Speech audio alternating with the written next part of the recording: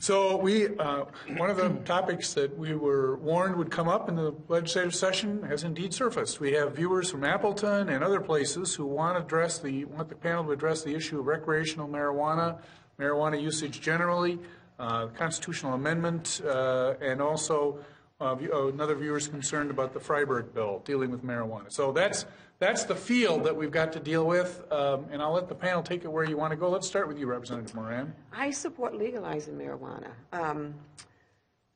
I support it. I think it's something that has been around as long as we have been living. As long as you have you predated.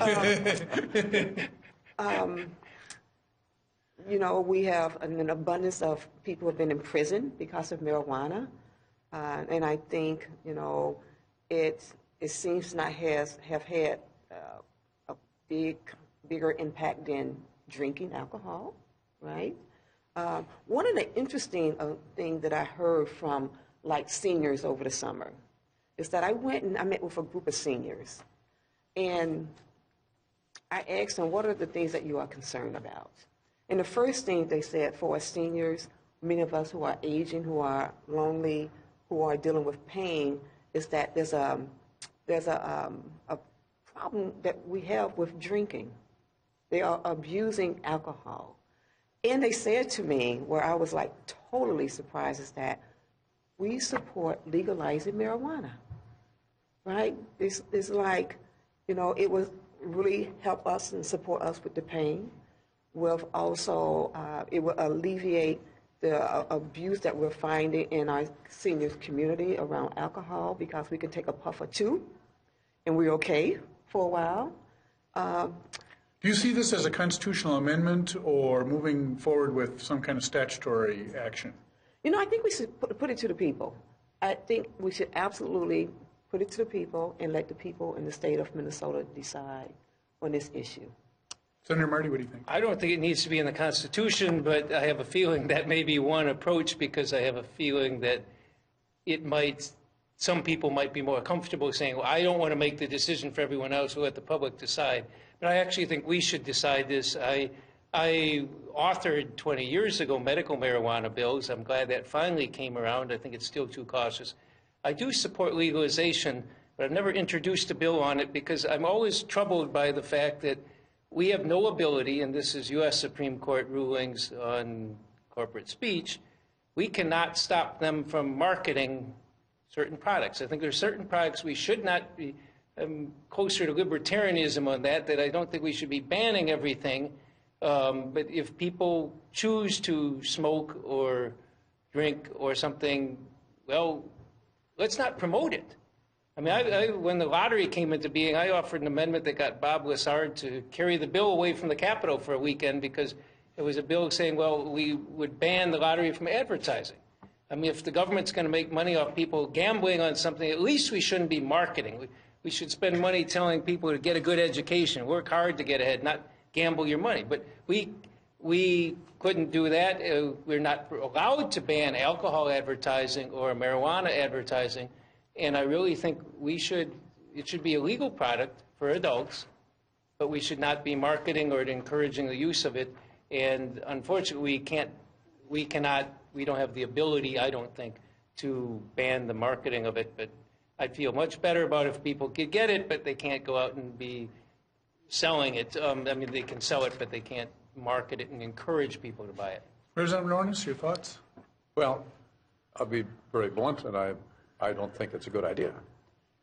You know, it's kind of, my wife reminds me of this too, because we are, as a society, trying to prevent people from smoking, period. But now we're encouraging people to smoke a marijuana cigarette. Unfiltered. They already do it. I know they do it. I know they do it. But on one hand, we're really, really trying to make you to stop smoking. But on the other hand, the same group wants to, no, it's okay if you smoke a cigarette and it alters your, you know, to me, any mood-altering thing, I'm really opposed to that. I think... You don't drink then, huh? I do not. I don't see that it's necessary, but that's just me. That's just me. I like to be at the top of my game. Okay. And that's really hard.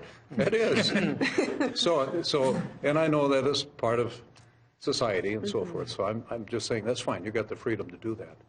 But I think when it comes to marijuana, I've got a grandson living in Colorado, and I really worry about what he might be involved with out there. He's going to the university.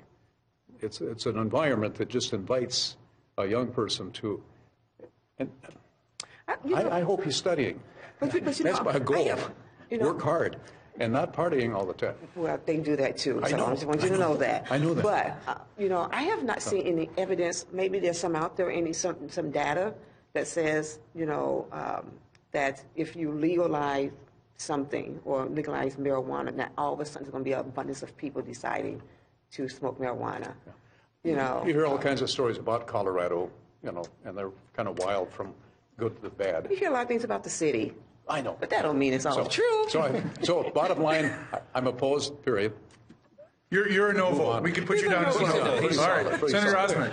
I'm also a no vote. I was one of the few Republicans on the Senate floor that was supportive of medicinal cannabis. We were very careful to call it that because I understand the medical implications of this is just like opioids, and I don't want to start down that path, but that is a product that should be used and can be used for legitimate medicinal purposes. I understand that.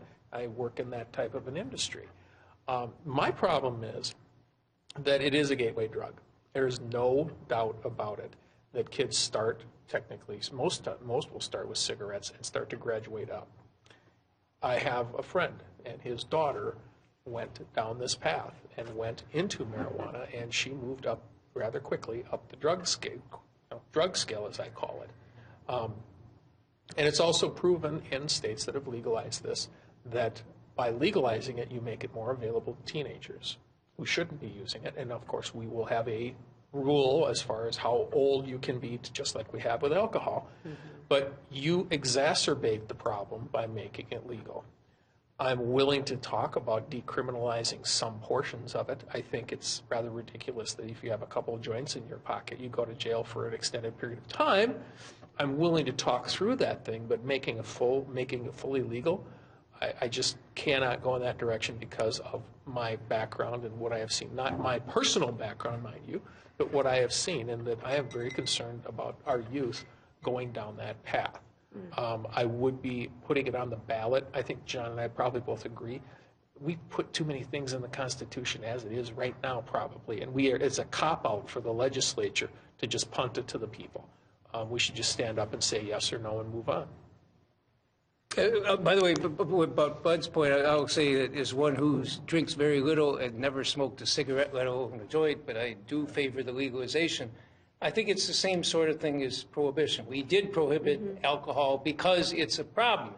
It's a gateway drug. It causes lots of death and hardship and abuse and all kinds of other things, and it didn't work. And I'd say a certain amount of that we're ignoring here because in marijuana use, the people who are picked up and arrested by it, which I strongly agree we should minimum get rid of the harder penalties for it. But the people there have been very unfair use of arresting people on it, and there's a lot of other hardships. So I'm against the prohibition. I think we should be using everything we can to be working against overuse of it, and that's why I think we should be seeking a chance to ban the marketing of certain substances like tobacco and alcohol and any kind of drug. Is that an argument, Senator Marty? Devil's advocate here. I had a professor many, many years ago at Gustavus who used to have this little sign where you'd hold up and he'd say, this is editorial comment, and or devil's advocate. And so I'm kind of acting in that role here. But as we look at the research, to the extent we have some, there's some indication of a link between marijuana and psychosis in young people.